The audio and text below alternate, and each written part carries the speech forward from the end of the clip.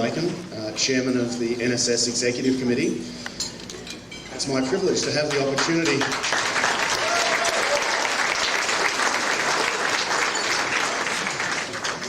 Thank you. And for those of you who haven't worked it out from my accent, yes, I'm not from the US, but I'm actually from Australia.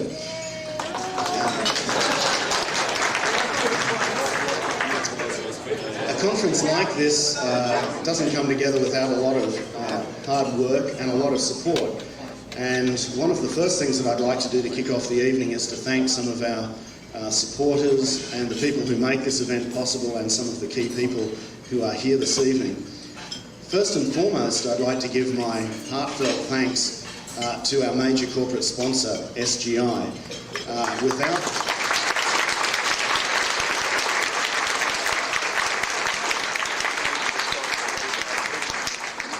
In fact, to embarrass them, I'd like to ask that any of the SGI people who are here in the audience please stand up. It's vital to a conference like this to produce the quality and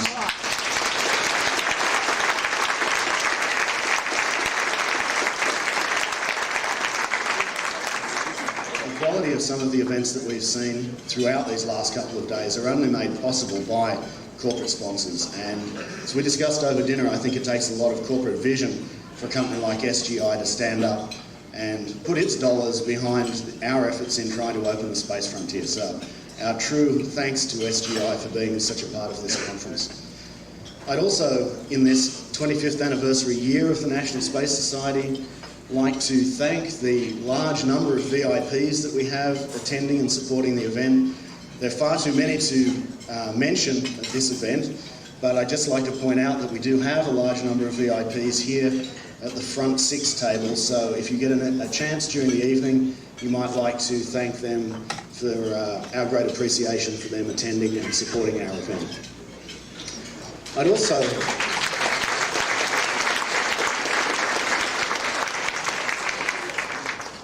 also like to take this opportunity perhaps to ask our Board of Directors members who are here this evening to stand up so that you can see some of the people who work throughout the year to try to keep the Society moving forwards.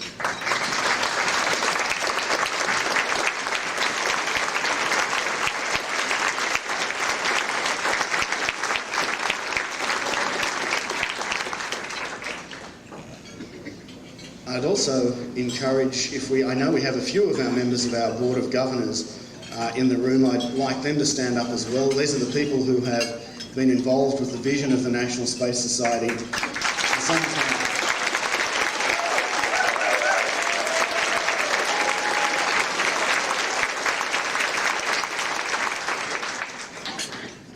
Well, as much as I'm sure you appreciate my Aussie accent, I'm not going to hold the limelight. There are too many exciting things going on this evening.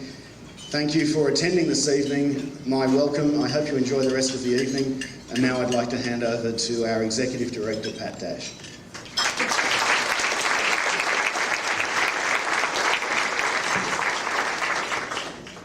Good evening, and thank you all for being here this evening.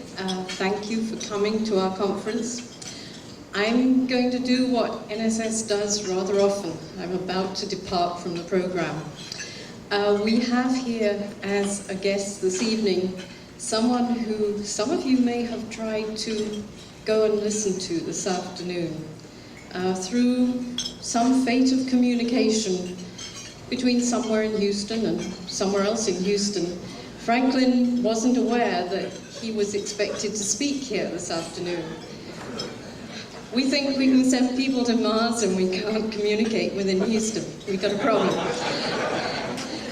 But Franklin is here joining us for dinner tonight, and many of you know Franklin Chang Diez has been to space 6 times, and he is currently working on a very exciting experimental effort looking at plasma propulsion, really futuristic propulsion systems that we need.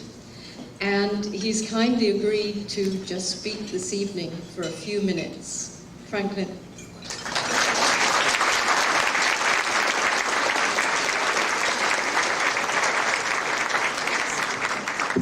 Thank you very much, and good evening to everyone. I'm sorry about what happened today. I really was not aware that I was supposed to come over and give you a talk on this propulsion system. I do invite everyone to come and visit the facility at the Johnson Space Center. We're located at the Sonny Carter Training Facility. There's a small, well, actually not so small, laboratory there where the machine is actually running, and we have actually finished a whole battery of tests in the last couple of months, which put us in a very, very comfortable position for attempting a first flight of this device in about 3 years from now. So we'll be getting pretty exciting activities going in the laboratory in the next 3 years. The system is fundamentally a plasma device. It runs on hydrogen. And it takes advantage of a great deal of technology which was developed years ago for the US Controlled Thermonuclear Fusion program. Now, it is not a fusion rocket, which oftentimes gets people a bit confused. It is just a driven plasma device. It requires external power supply, such as an electrical solar array, or of course a nuclear reactor, which would be the case in the mission of Mars. But it opens up a great deal of opportunities for total access to the solar system with flight capabilities of nuclear reactors. And we're talking about systems which attempt to ameliorate some of the most fundamental problems of humans in space. Number one, of course, the trip duration, the trip time. We can do missions to Mars with this type of device on the order of 90 days, very, very quickly. And it also deals with another problem, which may be even more serious for long duration missions, and that is the weightlessness, the lack of gravitational or acceleration on the body. The system is always accelerating, so it pushes halfway, essentially, and then halfway through the journey, it flips backwards, and it decelerates. So it's always accelerating or decelerating. So in essence, the astronaut on board feels an artificial gravity. Now, it's very low at the present time, but as the technology develops and more power is available, and eventually a fusion device becomes available, then we may even consider 1G acceleration, which would be quite remarkable. And then the other thing is its propellant is basically hydrogen. We have also considered using deuterium, but we will probably start out with hydrogen as the initial flight test. And hydrogen happens to be the best shielding material for high energy radiation from space and from the sun, for shielding high energy protons. So you will see in this video that I'll show you that the ship the architecture of the ship has a cluster of hydrogen tanks which are located around the central body of the ship. So the astronauts are always protected by this propellant, which is of course consumed at a very frugal rate. And so there's always some propellant available. And so the hydrogen acts also as a shield. And in fact, we can completely reduce to virtually zero the radiation problem. So these are very fundamental problems that the technology will address. And this video only lasts about a minute, and then we'll be done. And if you have a question or so, we'll address it. So if somebody could run this video, you'll see it's just an animation, and basically what the ship does is starts from low Earth orbit, where it has been assembled, probably many shuttle flights, or maybe in the vicinity of the space station, it could also do that. And the last items to be brought to it are the 3 nuclear reactors. There are 3 of these 5 megawatt electric reactors, which are located in booms. You see the 3 booms sticking out of the body of the ship. You see the group of tanks which are in surrounding the central core of the ship, and of course the forward nose section is really a chemical stage, which is the one that actually lands on Mars, and also an identical one actually comes back from Mars to rendezvous with the mother ship. The key on the propulsion system is that it has variable exhaust, variable specific impulse, and variable thrust at constant power. So the vehicle starts at very high thrust and it spirals out of Earth gravity. You can see that in the upper left of this screen. And the plume of the exhaust is driven with a plasma afterburner. And this, of course, gives us a tremendous amount of thrust. And in 23 days, we're out of the Earth gravity. Then the ship begins to lean out the exhaust, increasing the specific impulse and decreasing the thrust. And this is what you see there, and the plume changes in aspect, and then it flips around. At that point, the process reverses itself, and the ship begins to start to decelerate, first at high specific impulse, low thrust, and then as it gets closer and closer to Mars, why it needs maneuvering muscle, it increases its thrust by lighting up the afterburner one more time. And that is basically the architecture. The ship will probably, in fact, enter into an orbit around Mars. The rest of the mission is the same. So we can stop the video now. We just have various multiple scenes of the same thing. So essentially that's the architecture. It's very simple. Everything is done with one ship, and an identical ship can be placed on the premises on Mars orbit so that it will serve as the return craft to come back. These systems could also open up access to the outer solar system by taking advantage of hydrogen being the most abundant element in the universe. And we will, in fact, even probably use a great deal of those resources to make our way through space.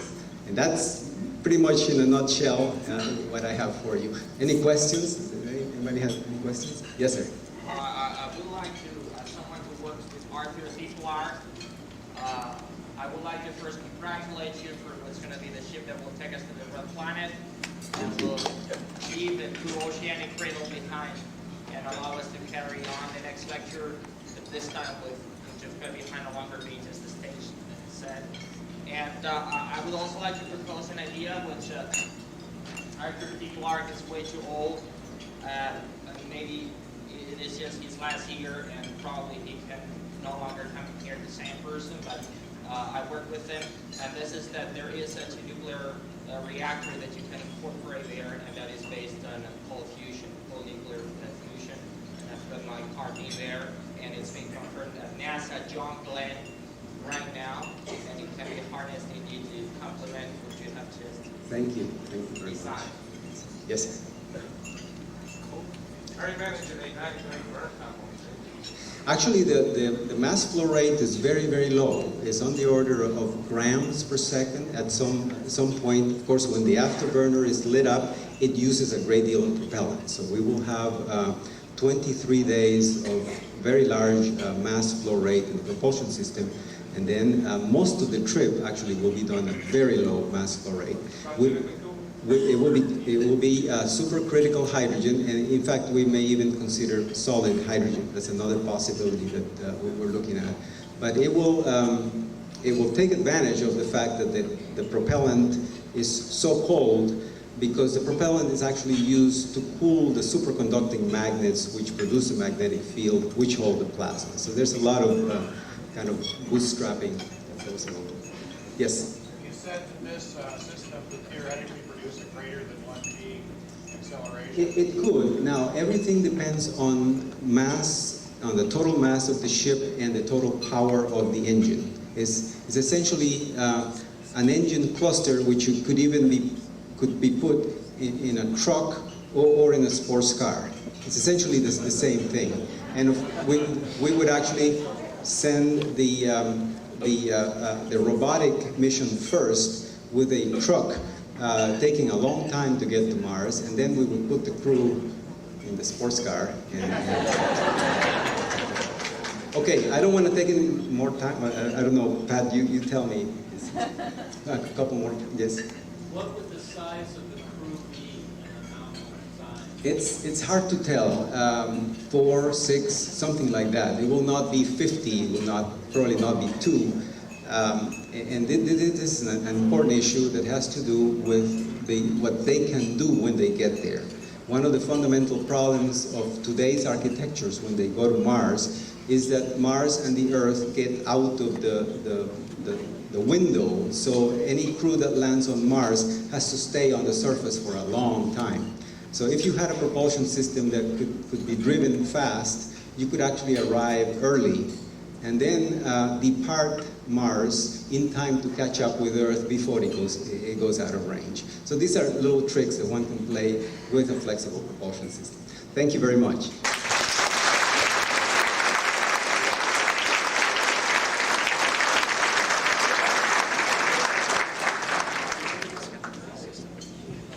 Thank you, Franklin. Right, back to the program. As you can tell, no doubt, from the balloons, since it says 25th on it, this is a very special evening for us. We are celebrating our 25th year, and I want to take just a few minutes to share with you some of the new and special programs that we've initiated this year as part of that celebration. We believe that America should lead the way back to the moon by the development of technologies that will support long-duration human facilities on the surface of the moon. And this has stimulated us to creation of the Center for Lunar Research, which is funded by you, the members of the National Space Society. And you should be extremely proud of your initial effort. Through your generosity, we are supporting 3 students working under Jack Schmidt in Wisconsin this summer. And thank you very much for your contributions there. You can give yourselves a round of applause.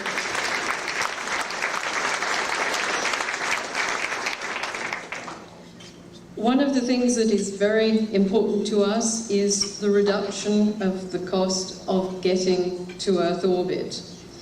That's where all our space missions must start, getting off the planet. And we believe very passionately in the development of new technologies to span the distances from Earth to the inner solar system. And we're looking for new rocket concepts, things like we're hearing from Franklin for more distant journeys. And we're also looking for new boosters. We're looking at solar-powered transfer craft, and we're looking to new approaches to exploring space. And with this in mind, we're sponsoring a conference in collaboration with FINES and the Space Frontier Foundation next month at the time of the Apollo 11 30th anniversary. This conference will discuss what we need to do to develop a lunar base on a commercial footing. I don't think anyone has any real idea that we can do this commercially at the moment, but what we want to investigate is whether we can put a different approach together. NASA is interested in being a partner, not necessarily the leader and the coordinator of all efforts in the future. And so this meeting will work to bring potential partners together. And we're very excited to be on the leading edge in this approach to returning humans to the moon.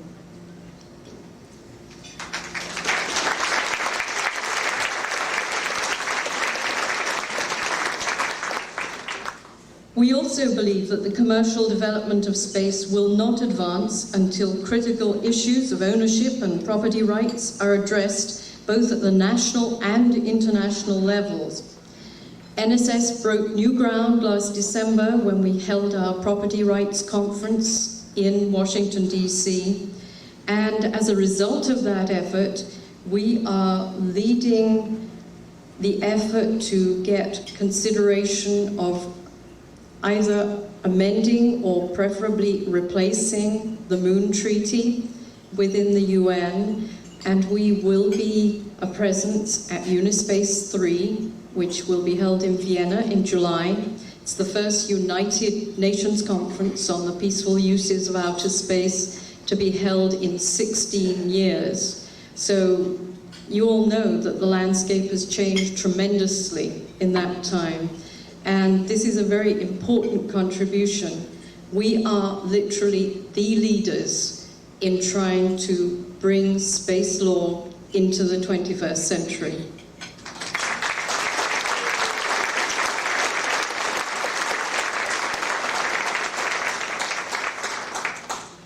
Of course, with our office in Washington, D.C., we can't resist the temptation to get involved in what's going on there. We kind of cooled our heels a bit for the first couple of months this year. We couldn't find a role in those hearings on the Hill. But once Congress went to work, we have been very much involved in the discussions with Senator Bro's staffers on the legislation that he has been considering for loan guarantees to help meet the costs of developing new launch vehicles. And we continue to work on that effort. And we're also working hard to try to minimize the amount of red tape, the regulations, and various other issues that are ongoing at the moment. The primary one for this summer came at us somewhat unexpectedly with the many unanticipated impacts of the licensing regime that took effect in March. And I want you all to know that that will be significant for us, and we may have calls to action during the summer to try and urge a simplification of the system that has been introduced, which is really hampering the commercial space business for the US and is causing major headaches for people like Kirby, who cannot find out very much about either vehicles of his that he has insured that have encountered problems, or vehicles for which people now want insurance. And we're monitoring this situation very closely and attending all the meetings that are going on to try and resolve these issues. One thing we've been working on also this year, which many of you have contributed to, is our effort to reinstate the National Space Council. We feel that it is vital that there be one body which will oversee and coordinate national policy for both for the commercial, the civil, and the military space area. Without an across-the-board coordination of policy for the future, we feel there's much to be lost. And many of you have already supported this effort. We delivered recently over 7,000 letters to the White House, and I think something like 13,000 emails have gone in that direction as well. We're also looking to upgrade our member services, and because of the great success of the tour that we did to the John Glenn shuttle launch, we have revived launch tours, which have been a long-time favorite.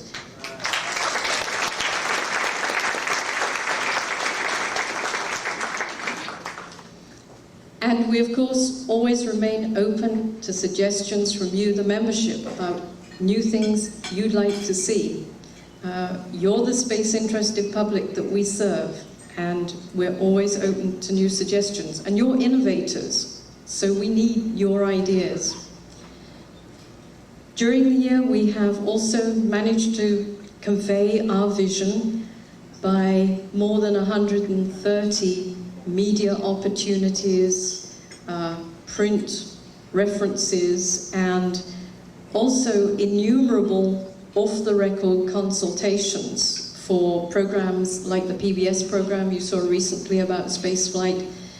We are regularly used as an information source for programming, for TV and for movies, and this is one way that we also can influence the information that goes to the public and how people think about our future. And we would encourage you at the local level to involve your local media in support for space and educating the public about space. Well, enough for me. We're very active. I've only covered a minimum number of the things we're doing. We're doing lots of things this year, and we will inform you about them in the magazine. I want to move on with the program and introduce the person who's going to take over from me. Most of you have met him during the few days we've been here, but we are delighted to have with us NSS Governor, Captain Sheridan from Babylon 5. He couldn't wait for the real thing, he had to do it on the movies. Bruce Boxleitner.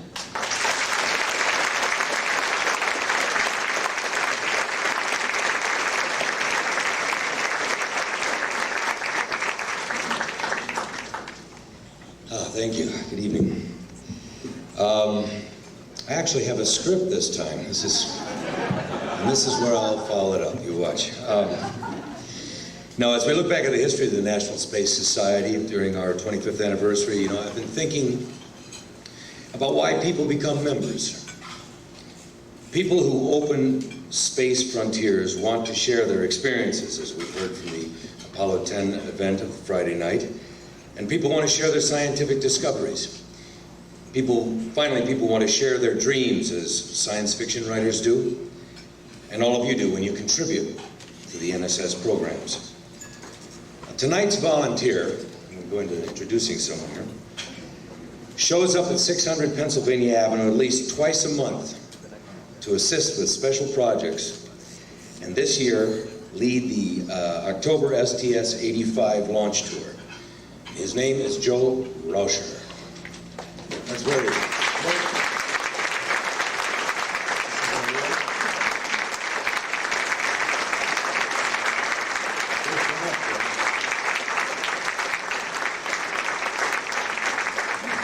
Do you have a few words to say? Of course. Don't mind, there's just a little ticking. Thank you very much. We're all volunteers. We're all here, many of us on our own time, and even some of us who are on retainer are here as volunteers. And I just want you to know that working with the headquarters staff really gives me purpose in my life to keep the dream alive, as they say. I'm wearing 2 pins on my jacket here, the National Space Society and the United Federation of Planets. We're on our way. Thank you.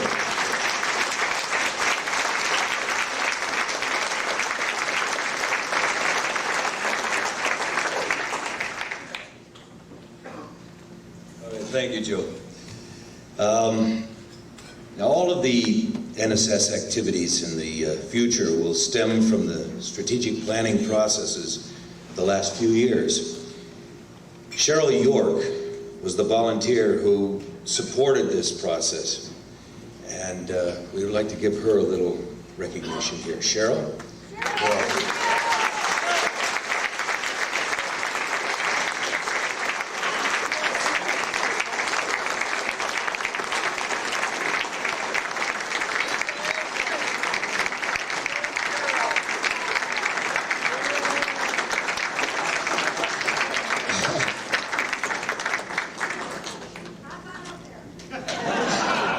You had to come a long way for this, didn't you? I was just trying to run away into cyberspace. I see.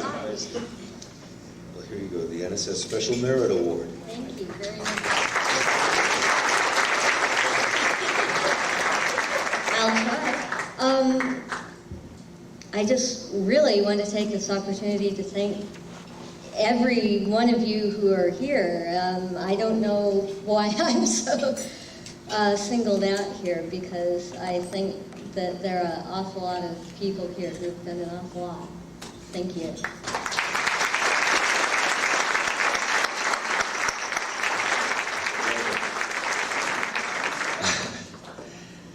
All right, to keep members interested and participating in the Society's activities requires a person with a special kind of energy. They must be persistent, they can't take no for an answer, and they must follow through with what they promised.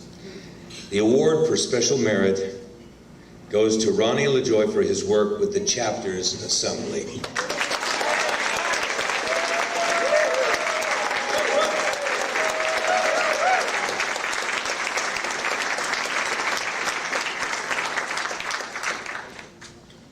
Thank you very much. If I can say a few words.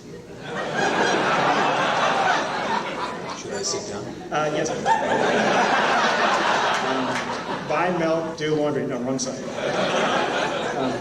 I want to quickly thank the NSS chapters, directors, and headquarters staff that has supported the Chapters Assembly the last 4 years. Together we have made a big difference, and we will continue to improve the society. This year we had our best meeting yet, and we are making great progress. We have a new chair, Peter Koch, who's right there.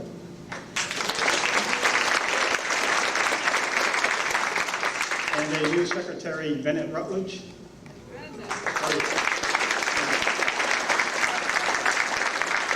And I encourage you, the rest of you, to actively participate in the future. It has been a great 4 years, and again, thank you very much for this recognition.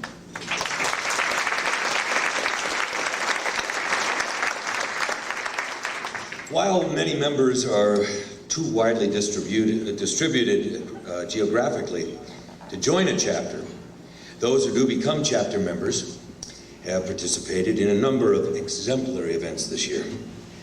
To tell us about them is the Vice President of Chapters, Greg Allison.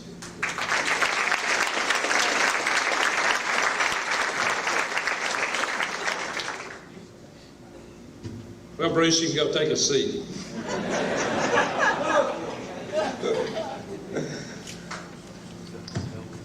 Well, in addition to the great honor of being Vice President for Chapters of the National Space Society, I'm very proud to also be President of the Huntsville, Alabama L5 Society, HAL 5.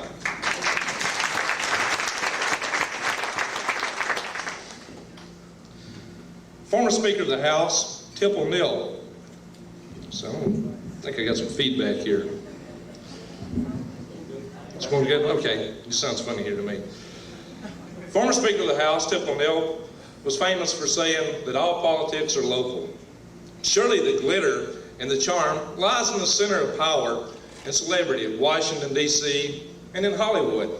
But the rubber meets the road in the streets and the byways of America and in communities around the globe. The heartbeat of our enthusiasm lies in the cities and farm communities all around the world. Some have recently asked, what good are chapters? The chapters are the homes of the Minutemen of our revolution. The revolution is spreading civilization to the stars.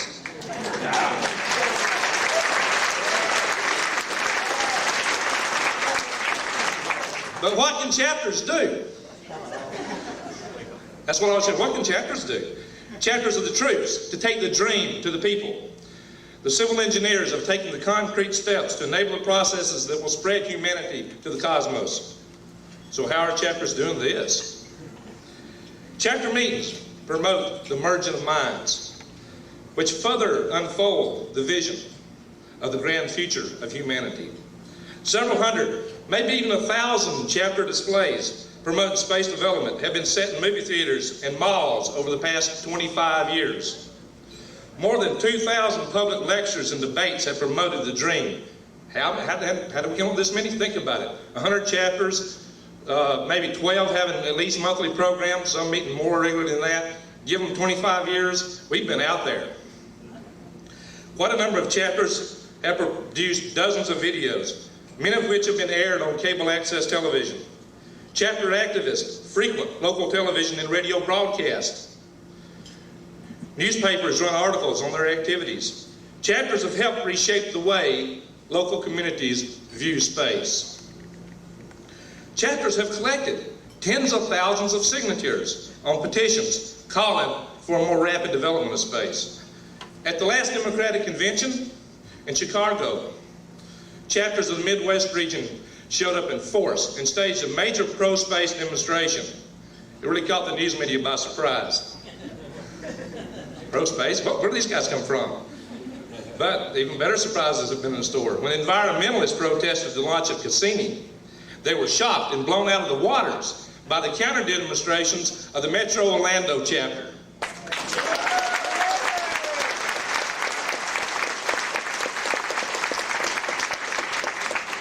Chapter newsletters go out into the community, spreading the good news of the future.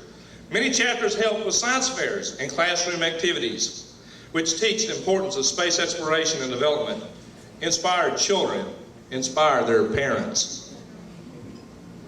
Chapter-run international space development conferences, such as this fine event we're all at, run by the Clear Lake area chapter of the NSS. Everybody give them a big hand for this fine, wonderful chapter.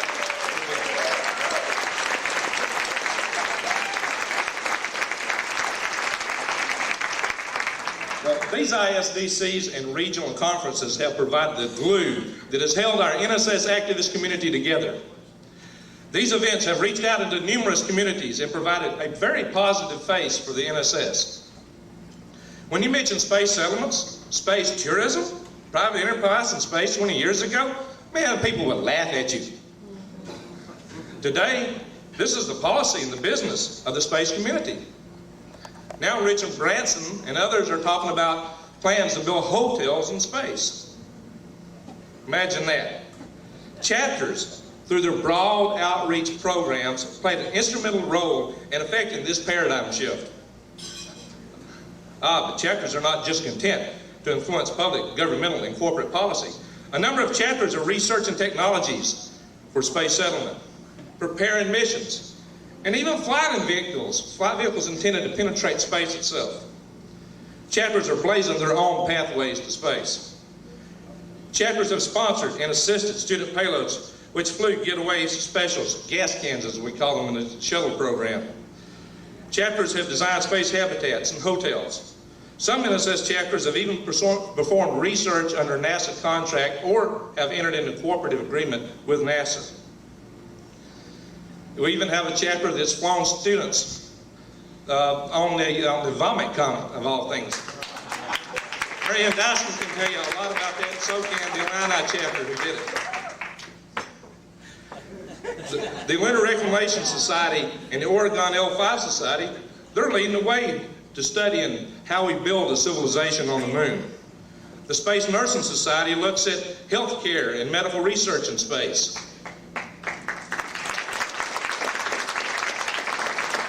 The United Societies in space look for how we're going to do governance in space. The education chapter teaches the young that there is hope for the future.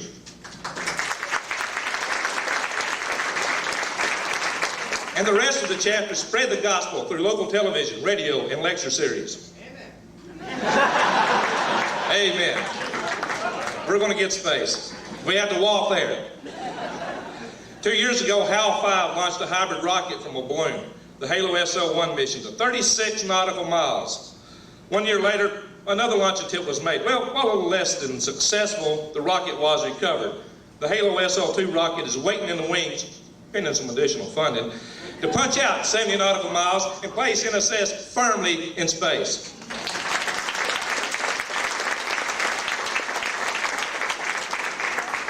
To date, this local chapter program has sung to the tune of $40,000 in funds raised and expended toward the goals of the HALO program. HALO is High Altitude Liftoff.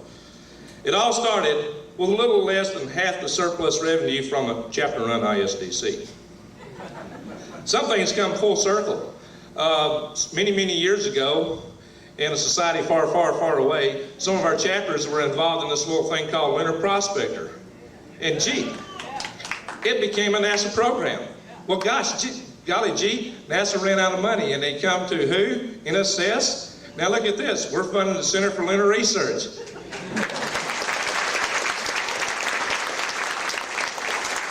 It's amazing how things happen, isn't it?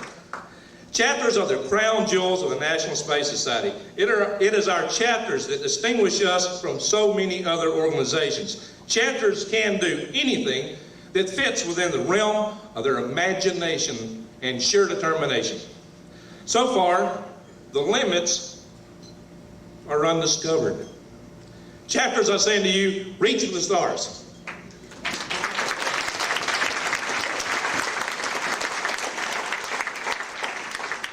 And now on to the chapter awards.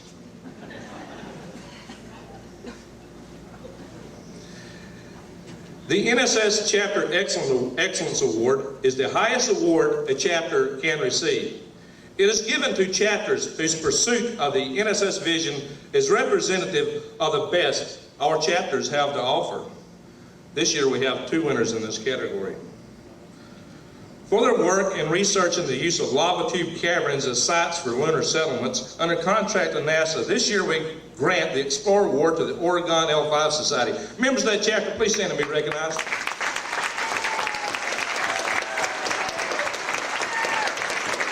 Mr. Vice Chairman, please come forward here.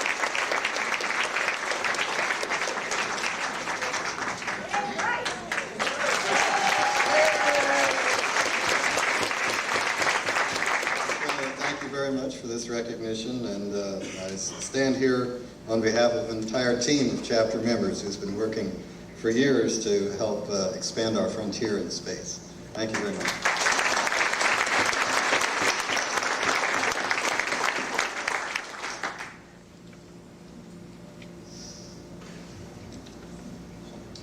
Give me just a second. Well, I'm glad Bruce brought a script up before me. He's hard to follow too. Well, hey, you know, a number of chapters, such as the Oregon L5 and HAL 5, pursue major projects which generate a lot of visibility. Some chapters do an awful lot of smaller things. Some chapters do so many that these small things really add up. Consider the following preamble to one of the chapter's annual activities report. And I quote, as best as I can here. In addition to the meetings of the elite chapter and its executive committee, the chapter performed and or was involved in a variety of activities, most of which are enumerated below. Chronologically, in space education, classroom visits, teacher training workshops, scholarships and sponsorships, public advocacy, speaker programs, radio, TV interviews, and editorial writings, newsletter production, exhibits at libraries or educational institutions and museums, and space week activities. Social events, sponsorships, co-sponsorships, science fairs, aerospace shows, and campus events. Participating in science and engineering and technologies in schools and colleges, enumerated chronologically below. The 4 pages of details that followed were so loaded they knocked me out. This vast array of little things added up so much that this year we recognize as Chapter of the Year, the Wichita Chapter of the National Space Society.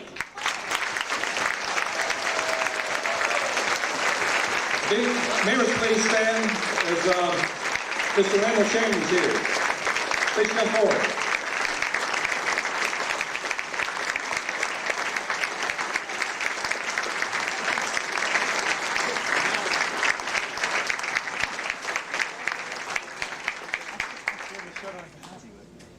I'm still trying to get over reading that report.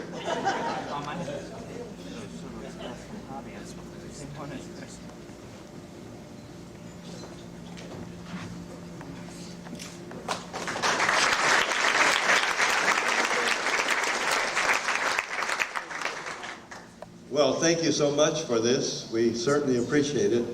We folks out in Wichita we feel somewhat isolated and somewhat trying to get to a frontier, which we're really not sure how to get there.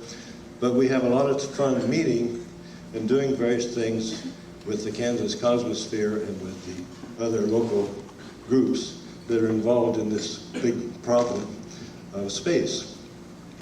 And we especially appreciate the opportunity to come to this meeting tonight and to be part of the program in this sense of receiving this award.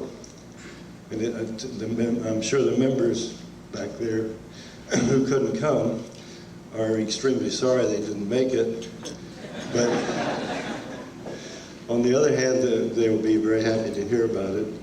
And the next meeting will probably be talking about all kinds of new things for hopefully the continuation this year and more things for next year. So thank you so much for this. We certainly appreciate it.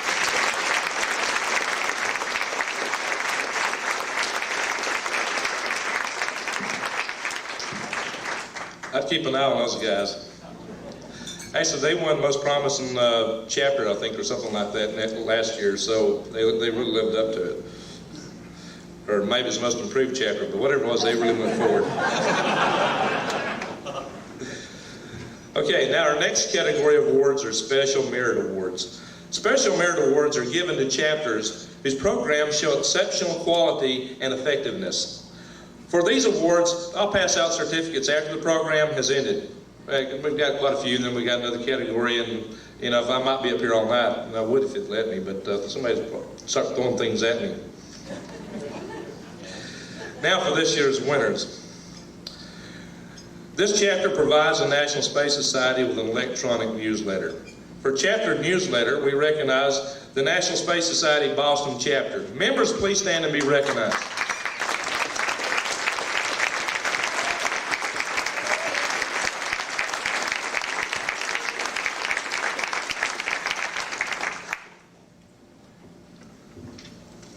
I got so much paperwork up here now between all my talking and all these certificates. All right, the next chapter, this chapter placed booths at local science fiction conventions, provided public lectures, and an active community speakers bureau. For community service, we recognize OASIS. Members, please stand and be recognized.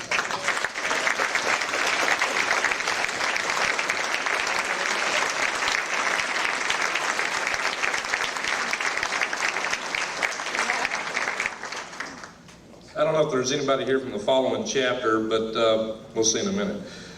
For promoting community events and making several in-studio guest appearances on local television news programs, we recognize for category of publicity and media the Western Spaceport chapter. Is there anybody here from that chapter?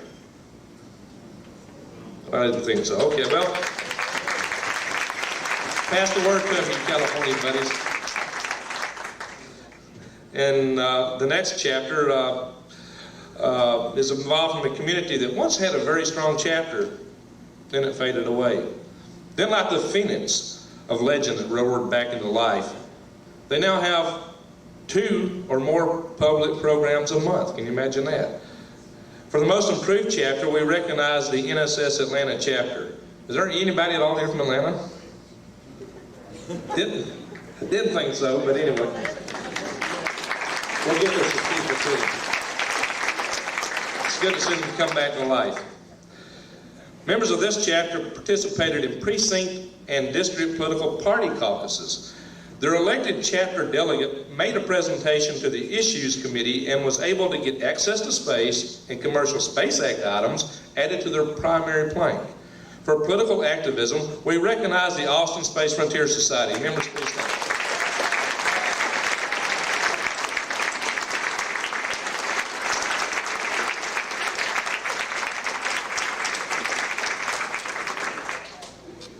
I don't know if these guys are here or not, but I'm sure they got some friends that are here. Some chapters dream big. Some take big actions. They don't come much bigger than the cruise ship Queen Mary. This chapter managed an exhibit on the Queen Mary, which was sponsored by the Space Tourism Society. It was the largest space event of its type anywhere in the country last year. They also conduct 2 to 3 public programs per month. For public outreach, we recognize the Orange County Space Society. Do you have any members present? All right.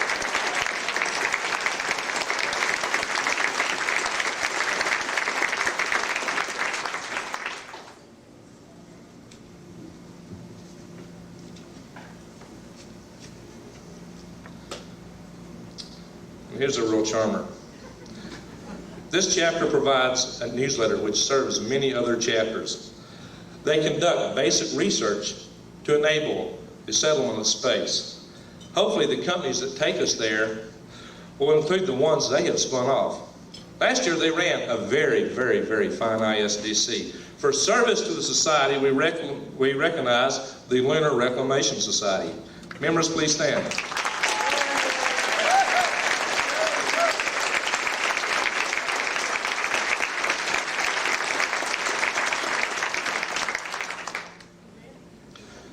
Meritorious Service Awards.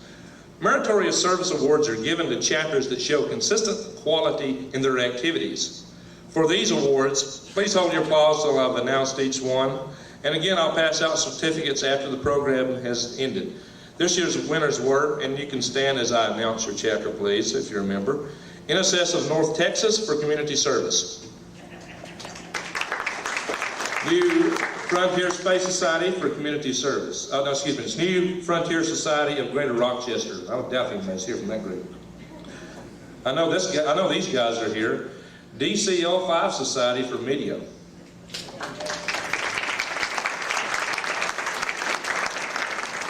And for media that's right before us, Clear Lake Area Chapter NSS for media. All of you that have had stand, keep standing like doing this. Cal 5 for reaching towards space with Halo SL2. First launch attempt.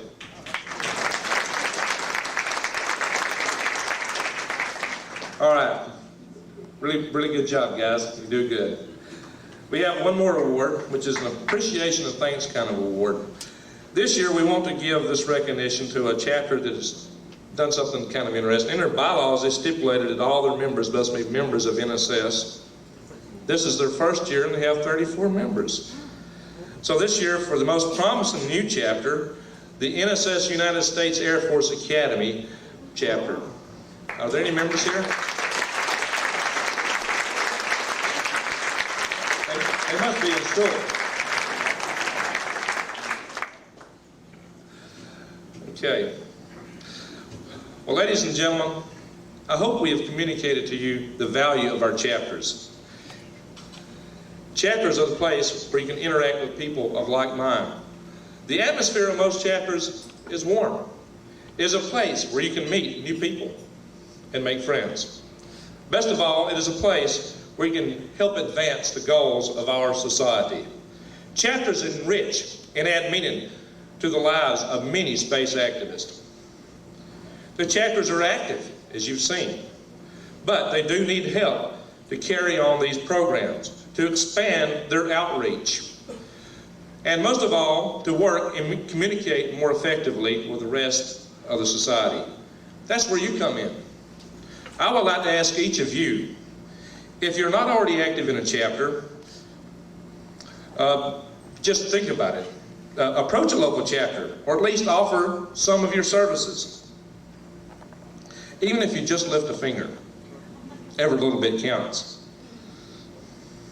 Just think, if you had invested as much of yourself in a chapter as you have in coming here and been active in this fine ISDC, it would make quite a difference. It would go a long way. Do something extra and promote the future we all seek. Finally, I would like to ask each of you, if you're a member of a chapter, any chapter at all, please stand and be recognized. All chapter members. My gosh. Keep standing. To the rest of you, I say, these are your friends. Talk to them. Find out how you can get involved. Join with them. Support spaces of grassroots. Join a chapter.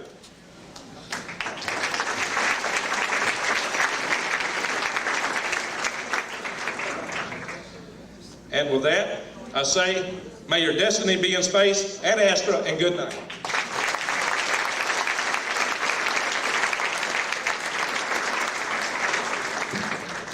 Thank you, Greg.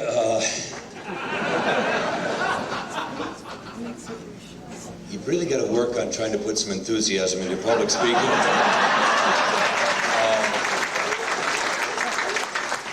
I thought people were going to sleep out there. Anyway, you did a wonderful job, no, because I've got to follow that. No, in fact, as I look at my script, I don't have to follow that. But the gentleman that I'm about to introduce does. Dan Brandenstein became the president of the National Space Society last year, succeeding Charles Walker, who served in that capacity for 10 years.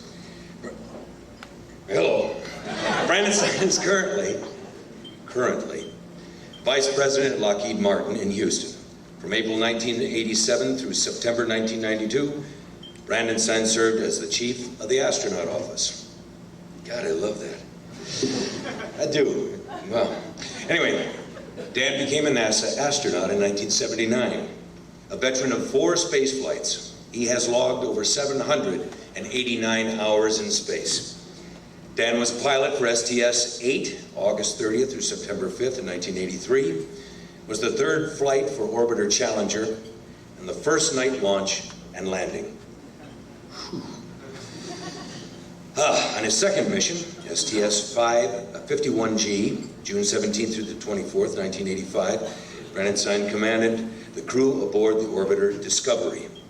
He then commanded the crew of STS-32, January 9th through 20th, 1990, and he also commanded STS-49, May 7th through 16th, 1992, the maiden flight of the Space Shuttle Endeavour.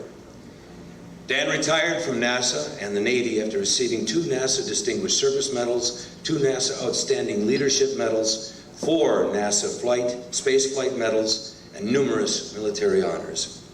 He has received the SETP Ivan C. Kinchlow Award in 1992 and the AIAA Haley Spaceflight Award in 1993. It is my pleasure and great honor to introduce Dan Brandenstein.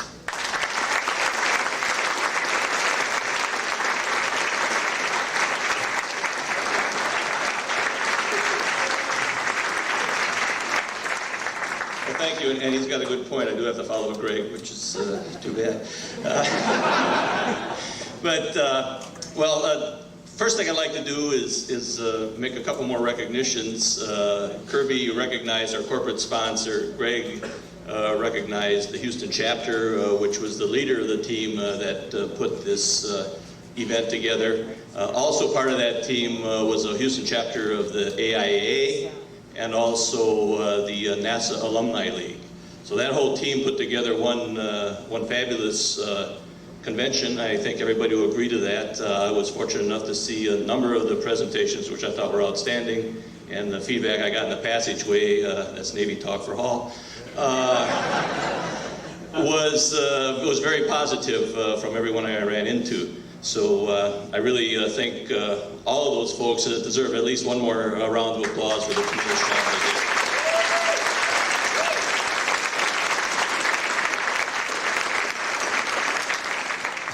I also was going to plug a little commercial in here for joining NSS and the like, but after Greg, what more is there to be said other than I endorse everything he said. I think everyone had a good time and enjoyed themselves here and saw a lot, heard a lot. Go back and tell everybody else if you enjoyed it and thought it was a worthwhile event, and get them to join NSS. If there was something you didn't like, let us know so we can improve. We're a quality organization and always looking for improvement. Tonight, I have the honor of providing the Pioneer Space Awards. These awards recognize individuals whose accomplishments have helped open the frontier of space. The award, which you will not have the opportunity to see, nor will I, is a pewter rendering of the moon, and this is a particularly appropriate symbol since in the last year NSS has launched the new Center for Lunar Research with the creation of student internships at the University of Wisconsin. The reason I indicate none of us will be able to see the award tonight is because we won't even be able to see the recipients. None of them were able to make it. It must go along with lunch this noon. Anything I'm associated with, people don't show up. Anyhow, the first Space Pioneer Award is for the Space Pioneer for the Activist of the Year.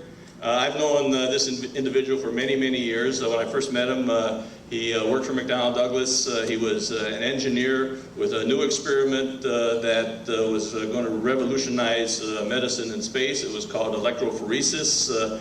He was willing to part with it for one mission and allow the crew of STS-8 to take it up and do some experiments.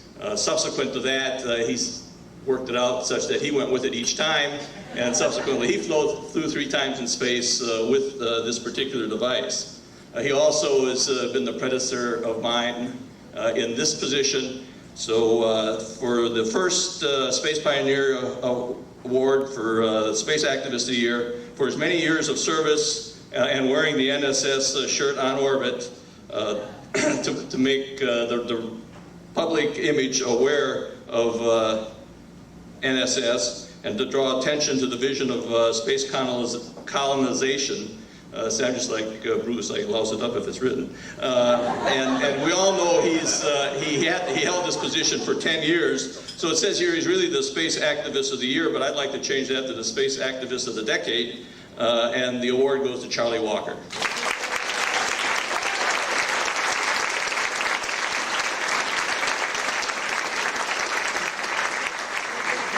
Thank you, Charlie, for keeping your remarks brief.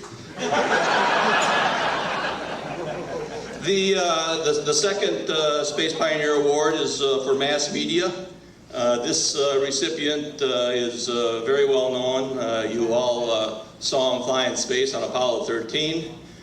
For those of us like Franklin and myself that have had the opportunity to fly in space, we really look up to a man that can go to the moon and come back in 30-second bits on the zero-G aircraft, also known as the Vomit Comet. So for the Space Pioneer Award for mass media goes to Tom Hanks, and that's for all his efforts to draw attention to space exploration with his production.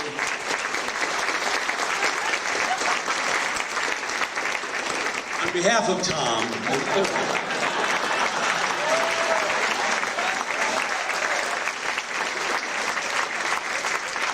obviously, I don't have to finish it. You all know that his Apollo 13 and his production of From Earth to the Moon was very well received and really got space a lot of high-quality recognition. The next recipient had a really distinguishing career. He spent many years as a distinguished senator, and he sandwiched that between the 2 space flights. So the Space Pioneer Award for wide media goes to, of all people, John Glenn, and that's where all his efforts.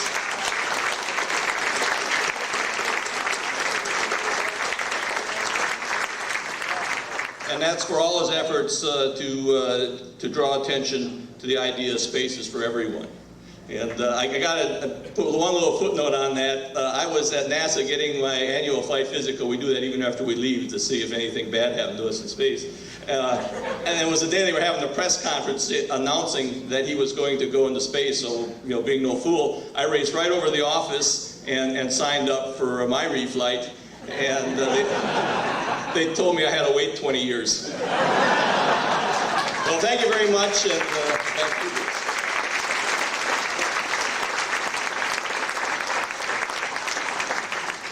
That was good, Commander Dan, it was. That was very good. For Tom Hanks, I'd like to accept that award. No, he's my hero too. The final award of the evening is the Von Braun Award, presented every 2 years to someone who possesses 3 outstanding characteristics exemplified by Von Braun. Turn the page.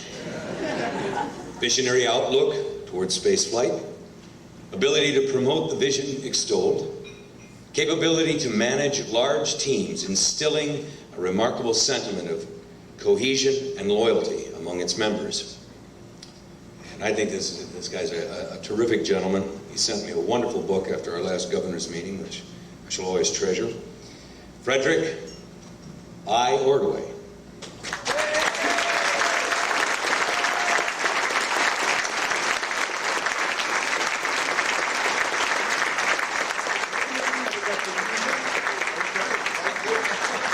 Thank you very much. I'm delighted to be here. It's the no-show awardee evening. Unfortunately, our Wernher von Braun awardee couldn't make it. He just came back from Europe. I was devastated to learn that he wouldn't be here, but let me say a few words about him. The winner this year is Dr. Robert A. Siemens, Jr., Associate and later Deputy Administrator of NASA during the Webb, Administrator James Webb years, during the Apollo years in the 1960s. I think it's very appropriate that he gets it, receives this award this year, because we're celebrating Apollo during this next few years period. He was a graduate of Harvard and MIT, was a professor at MIT. He worked under the legendary Dr. Charles Stark Draper, Doc Draper. He became the chief engineer of the RCA electronics and missile electronics lab, the NASA period I just mentioned during the 1960s. He went back to MIT after the period at NASA, then became Secretary of the Air Force for 4 years, then the President of the National Academy of Engineering, the administrator later of the Energy Research and Development Administration, the so-called Energy NASA, and then went back at the end of his career as Dean of Engineering at MIT. So this gentleman, I think, is very, very definite recipient of our award. He has 10 honorary degrees, dozens of awards from many, many societies. And I'll say a few words about him. Walter McDougall, in his very well-known Pulitzer Prize-winning Heavens and the Earth, called Siemens the in-house management virtuoso. And James Webb, the head of the Apollo program, or the head of NASA during the Apollo program years, called him absolutely brilliant at managing. All three manned spacecraft centers, early manned spacecraft here, later Johnson, reported to Siemens, the Marshall Space Flight Center in Huntsville reported to Siemens, and also the Kennedy Center reported to Siemens. So his awards today, I didn't bring them down here because of some of them are very nicely packaged, and I said, why bring them down and perhaps have them damaged? The first award that he receives is from the Discovery Channel for the film He Conquered Space, the film biography of Wernher von Braun. And I want to read the citation. Discovery Communications, Inc., John S. Hendricks, Chairman and CEO, presented to Dr. Robert C. Siemens, Jr., winner of the 1999 Wernher von Braun Memorial Award, National Space Society, at the 18th International Space Development Conference, Houston, Texas, 30 May 1999. Congratulations, John Hendricks. And I just made a Xerox of the cover. A beautiful edition. A second award was given by the Krieger Publishing Company of the biography of Wernher von Braun. Dr. Robert C. Siemens, Jr., winner of the 1999 Wernher von Braun Memorial Award, and so on and so forth. This is the spine of the special boxed edition of this 2-volume biography. Now, the third award was given by myself for the book that I was heavily involved with called Blueprint to Space, and it contains a very interesting, never before published article by Wernher von Braun, chapter he wrote in 1969 for the National Geographic, for the Reader's Digest. And it was done early January based on the supposed support of the Space Task Group program for the post-Apollo program, when President Nixon only accepted the shuttle instead of more Saturn V's, space stations, nuclear shuttles going between Earth orbit and the moon, and eventually a manned Mars landing, 1983, 1985, or 1987. Those are the dates in those days. When those were all turned down by the Nixon administration, Reader's Digest canceled the article, and we published it in Blueprint for Space. And the final award is from Homer Hickam. He's a good friend of mine. The Rocket Boys, I think most of you have read the book, October Skies, also known as. And in his signed edition, he says, Dr. Siemens, you are one of the heroes of the Rocket Boys. Thanks for the inspiration. Now let me quote a few lines from the Rocket Boys, which I just found delightful. The Rocket Boys were looking for a propellant, and they needed 100% alcohol. So what did they do? Growing up in Coalwood, West Virginia, they went to a moonshine dealer.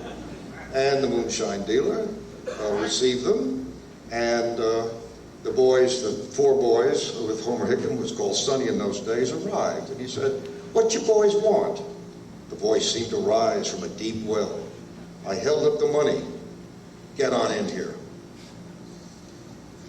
A few things go on, and John Eyre, the moonshiners, came out with 4 fruit jars of clear liquid.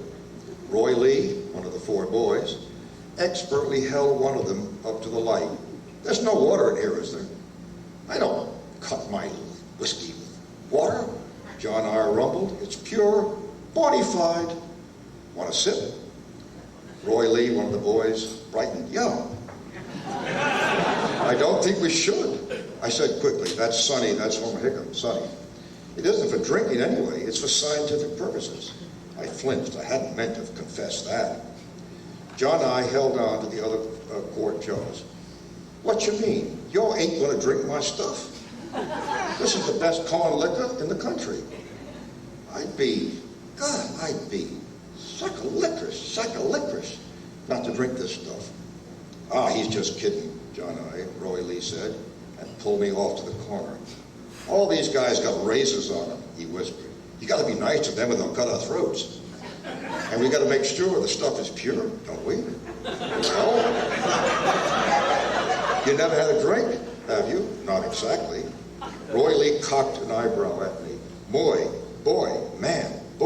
you think Wernher von Braun don't drink down at Cape Canaveral? I bet that's all those rocket men do in between shooting off missiles. That and chasing women. I couldn't resist his logic. I nodded in agreement. A-OK, John Eyre, Roy Lee told me. And they lifted their glasses to Wernher von Braun. He downed the drink, smacked his lip, rolled his eyes, and croaked. Damn, that's good. Odell, one of the other boys, followed suit and wiped his mouth, tears streaming down his cheeks. Good, he shouted, but it came out in a strained whisper. Everybody looked at me. That's Homer. It was for Wernher von Braun, after all. How about that, old son? Is that rocket fuel or what? All systems go, I finally wheezed. Want another? Eyre grinned, gold teeth flashing. We boys looked at each other and held out our glasses. To Wernher von Braun. Odell and I sat down hard. Now I know why all the chairs were busted in John Eyre's living room.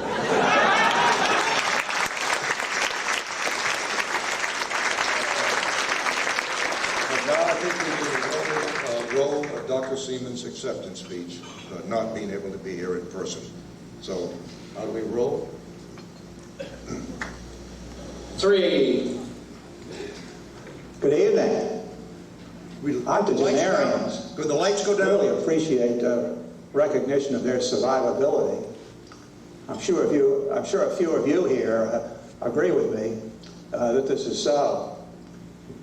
And in addition, to receive the Wernher von Braun Award from the National Space Society, it is then doubly treasured.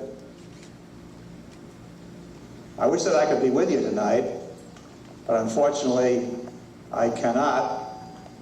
But in this internet world in which we live, this video will have to serve in my place. Many of us remember Wernher well and appreciate his great wit, his great enthusiasm, his joie de vivre, and above all, we admired his magnificent vision of the future. I was fortunate to know Wernher personally, along with his family. And I also knew him as the leader of one of the great technical teams of this century. When it came time to launch the first Saturn Apollo, I know that Wernher was very skeptical that we could launch all three of the stages for which he was responsible, as well as the Apollo capsule and service module. And so, when the day came for this launching, I'm sure he was holding his breath, as many of us were, and lo and behold, the launching went off right on schedule. It was a complete success, and Wernher, along with the rest of us, were amazed and very pleased indeed. So, in remembering Wernher and his great accomplishments, I accept this award and I'm most appreciative for it. Good night.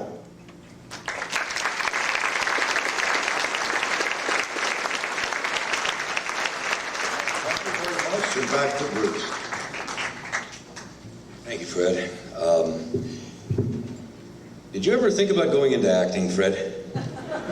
No, seriously, I thought it was a good reading, all those voices.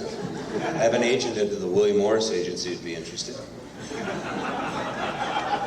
No, I'm serious. Oh well. Anyway, we need to finally start to, I think, wrap this up and get to some of the activities we've been doing for the last few nights after the dinners. A lot of exercise in this. Anyway, because rocket boys do drink. In fact and in fiction. So I have some final words here. Despite its fantastic setting, Babylon 5, a little show I did, is at its core a story about people and about the choices they make and the consequences of those choices. Now, as a member of the National Space Society, you can choose to make the next 25 years as memorable as the last by committing to making your voice heard on Capitol Hill, in the White House, and in the pages of Ad Astra, where more than 20,000, we wish it was 200, and it will be 200, more than 20,000 subscribers keep pace with space. So I want to just add my personal, this is my first of these, and it's been nothing but fun.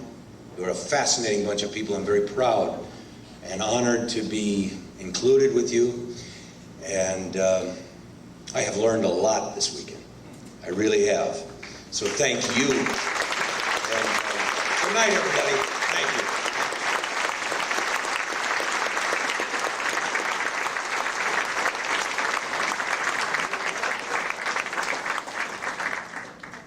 I will do this all over again. Take two. And now, before I close with my final remarks, Pat Dasch. Take two. Oh, blast it all, Fred. Now, take three. And now, before my final closing remarks, Pat Dasch would like to mention a few other items before we go to our drinking soiree. Maybe I've got to quit doing that so often. Go on.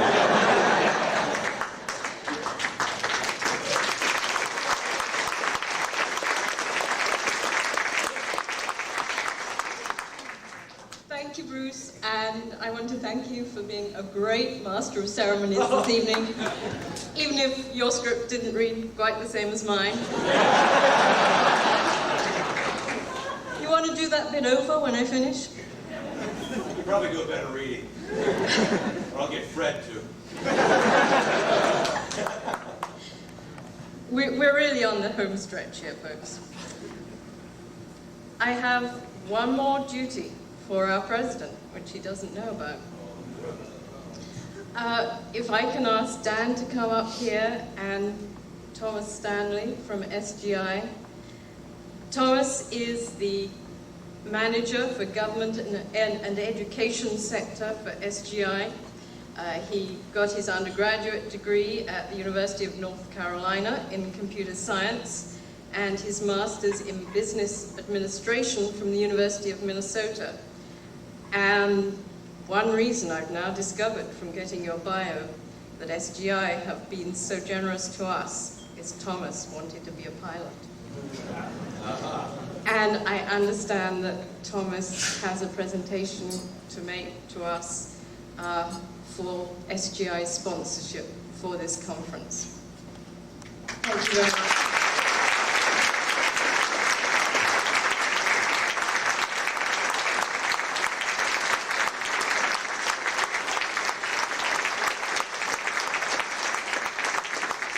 Please stop. Good evening.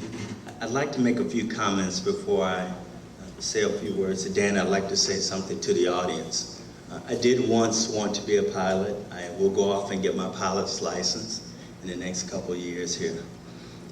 But as I think about Silicon Graphics and the presence we've had here at this conference, and I look at all of you, I've had the opportunity to sit down and talk to a few of you, either in the lobby area. I caught a lady on the hotel. She said to me, there have been so many fun and interesting people here.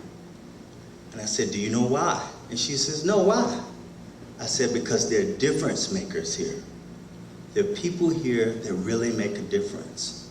So as I think about your mission statement, to promote social, technical, economic, political conditions, to advance the day when people will live and work in space, that is very, very powerful.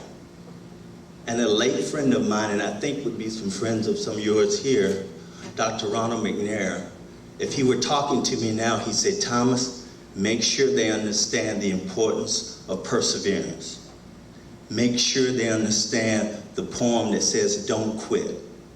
When things go wrong, as they sometimes will, when that road you're trudging seems all uphill, he'll want me to recite some words for you to say, as Rudyard Kipling would do, if you can keep your head when all about you are losing theirs and blaming it on you.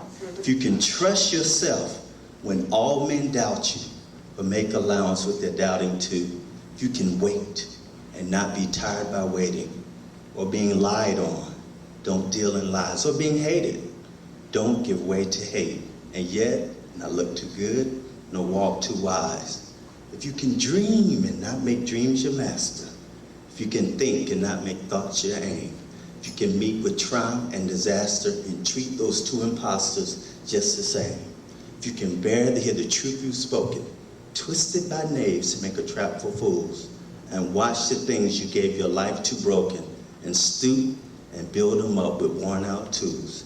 If you can keep your heap of all your earnings and risk it on one turn of pitch and toss, and lose and start all over, as many of us have done from your beginning, and never breathe a word about your loss.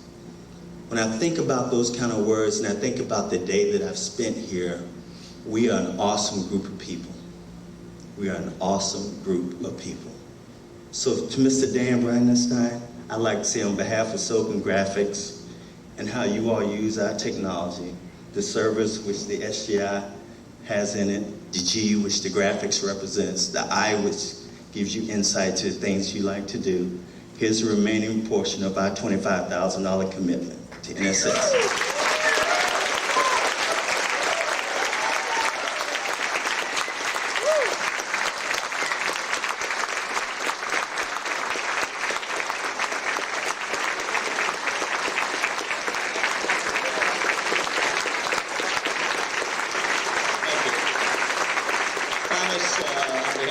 NSS, we obviously gladly accept this, and we really enjoyed the association with you during this conference, and hope there are many more opportunities down the road. Thanks.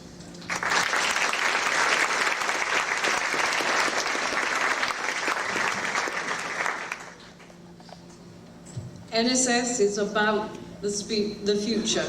Our future is out in space, and we plan to take you there. And one way we're going to take you there is through the next ISDC.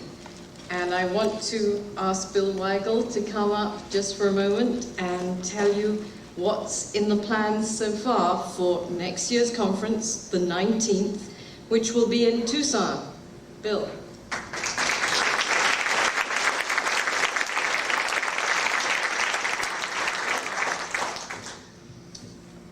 It's my simple pleasure, on behalf of the Tucson chapter of the National Space Society, to invite you all to next year's International Space Development Conference, Tucson 2000. Tucson, Arizona was the birthplace of the L5 Society, and it's a great place to have a great conference. And I can guarantee you, it hardly ever rains.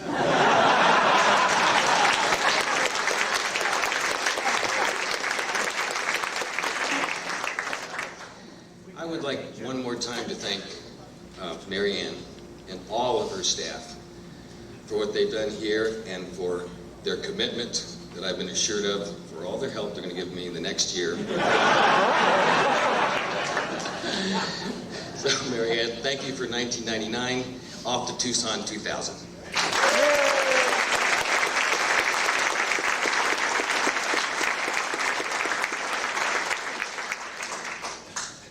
And you can register for the Tucson conference here in the exhibit room, and if you do it before you leave, you pay only $45. And I don't know what the price is going up to, but it's going up. Here's something, Bill. I don't know if you know this. We're going to do something different in Tucson. We've decided to offer a new track at the International Space Development Conference. And the subject is going to be an economically self-sufficient settlement on the Moon or Mars.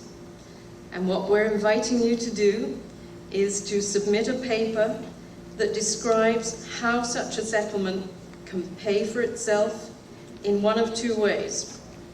And if you haven't got it yet, Jeff List scripted this. I can't ad-lib it, I've got to read it. A, amortizing all the startup costs, parenthesis, including launch vehicles and launch costs, end of parenthesis.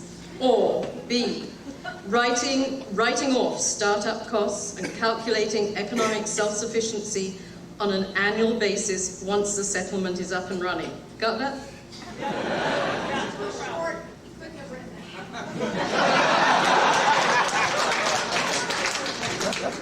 Jeff, this won't fly. No one's pulling out the laptops. What we want you to do is to tell us whether you think space settlements can be done economically. That is our challenge to you. And we'll be putting something up on the web when we've edited Jeff's text. And we want your ideas. So come join us in Tucson. We have, you'll be glad to know, just one more thing to do. Somewhere, you can come back again. In the back of the room, there is a very large cake. And what nobody told me, so I'm going to assign the role to Marianne, is who's going to cut the cake. So Marianne, will you please head to the back of the room and cut the cake?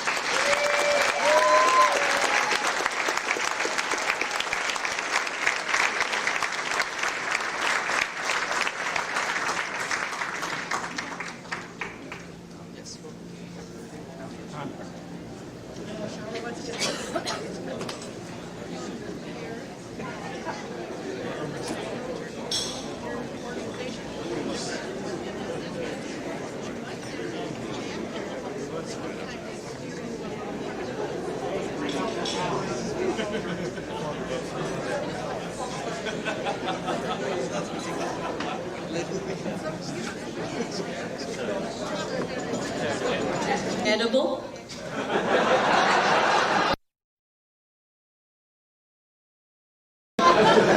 Anyway, I think we should wrap this up, don't you? Gracie? Say goodnight, Gracie. Good night, Pat. That'd be kind of fun. Good night, everybody. Thank you.